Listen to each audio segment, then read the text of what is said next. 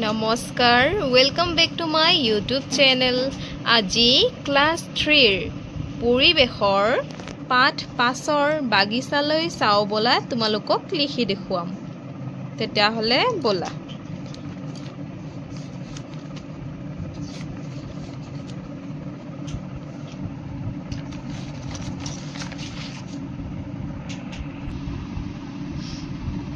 এই প্ৰশ্নৰ উত্তৰখিনি তোমালোকক মই ইয়াত কৰি দেখুৱাইছো এবিধ আৰোহীলতাৰ নাম পান নেক্সট চাৰিবিধ বৃক্ষজাতীয় উদ্ভিদৰ নাম খাল হুলুং বনচুম আৰু তিতাচপা নেক্সট দুবিধ গুল্মজাতীয় উদ্ভিদৰ নাম জেতুকা আৰু ডালিম ঘ নম্বৰ সোৱা বাৰিষা কালত হোৱা দুবিধ শাক পাচলিৰ নাম আনসাৰ হ'ব জিকা আৰু কুমুৰা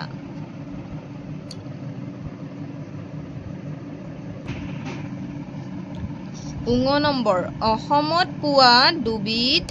মূল্যৱান কাঠৰ নাম শাল আৰু হুলুং এতিয়া খালি ঠাইবোৰো লিখি দেখুৱাইছো কিতাপতো লিখি দেখুৱাইছো ইয়াত সোৱা খালি ঠাই পূৰ কৰা গছে শিপাৰ দ্বাৰা পানী শুহি লয় খ নম্বৰ মৌমাখিয়ে ফুলৰ মৌ চুহি মৌচাক তৈয়াৰ কৰে গ নম্বৰ কপৌ ফুল বসন্ত কালত ফুলে ঘ নম্বৰ পৃথিৱীৰ আটাইতকৈ ওখ তৃণজাতীয় উদ্ভিদ হ'ল বাঁহ গছ উঙ নম্বৰ সোৱা ডালিম গুল্মজাতীয় উদ্ভিদ এতিয়া 3 নম্বৰ শুদ্ধ শব্দটোত ৰাইট চিন দিয়া বাঁহ গছ গুল্ম বৃক্ষ তৃণজাতীয় উদ্ভিদ আনসাৰ হ'ব তৃণজাতীয় টিক কৰিবা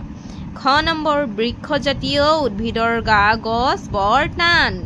কোমল ফুপুলা কি হ'ব টান গ নম্বৰ সোৱা উদ্ভিদে গা গছ শিপাৰে মাটিৰ পৰা পানী শোষণ কৰে কি হ'ব শিপাৰে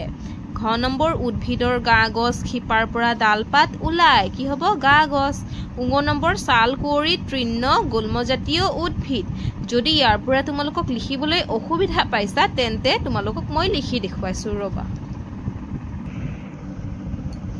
ক নম্বৰ বাঁহ গছ তৃণজাতীয় উদ্ভিদ এনেকে লিখিবা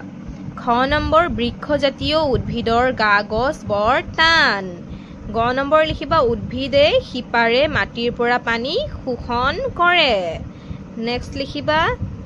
ঘ নম্বৰ উদ্ভিদৰ গা গছৰ পৰা ডালপাত ওলায় উঙ নম্বৰ লিখিবা ছাল কুঁৱৰী তৃণজাতীয় উদ্ভিদ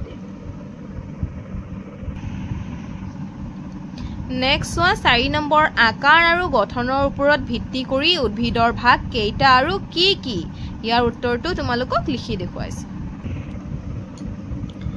আকাৰ আৰু গঠন অনুসৰি উদ্ভিদৰ ভাগক 4টা ভাগত ভাগ কৰিব পাৰি যেনে বৃক্ষজাতীয় উদ্ভিদ গুল্মজাতীয় উদ্ভিদ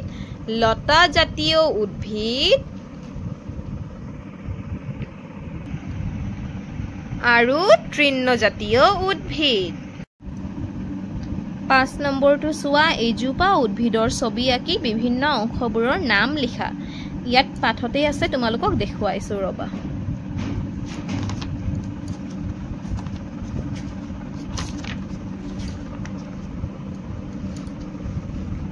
এইজোপা গছ আঁকি দিবা 5 নম্বৰ উত্তৰ এইটোৱে হৈ যাব গোটেইখিনি লিখিবা ফুল ফল পাত গা গছ বা কাণ্ড আৰু শিপা গোটেইখিনি এই গছটো আঁকি পেলাই তোমালোকে নামবোৰ লিখি ল'বা যদি ভিডিওটো ভাল লাগিছে তেন্তে ভিডিওটোত একটা লাইক কৰি চেনেলটো সাবস্ক্ৰাইব কৰি দিবা প্লিজ তোমালোকে চেনেলটো সাবস্ক্ৰাইব কৰি দিবা কাৰণ তোমালোকৰ অবিহনে মোৰ চেনেলটো অকনো আগবাঢ়িব নোৱাৰিব ধন্যবাদ